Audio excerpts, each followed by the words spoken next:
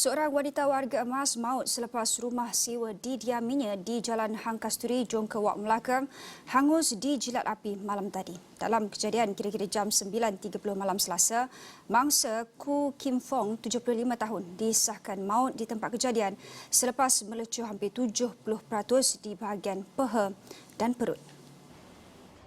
Timbalan Ketua Polis Daerah Melaka Tengah Superintenden Rais Mukhlis Azman Aziz berkata, kejadian melibatkan bangunan rumah sewa 2 tingkat itu disedari oleh orang awam sebelum pasukan Jabatan Bomba dan Penyelamat Malaysia JPPM menerima panggilan pada jam 9.35 malam. Berdasarkan keterangan anak mangsa, ibunya tinggal seorang diri di lot bangunan bersejarah berkenaan yang disewanya sejak lebih 70 tahun lalu. Ujarnya, mayat mangsa berjaya ditemui di bahagian tingkat atas rumah dalam keadaan tidak sedarkan diri selepas pasukan bomba berjaya memadamkan kebakaran dalam tempoh 30 minit.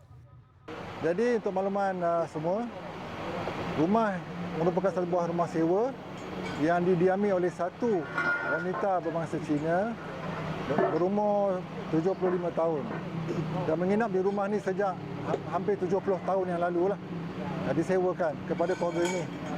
Saksi anak mengatakan ibu dia tinggal seorang diri dan jentera bomba berjaya mengawal kebakaran lebih kurang 20 minit kemudian dan setengah jam kemudian berjaya dipadamkan sepenuhnya.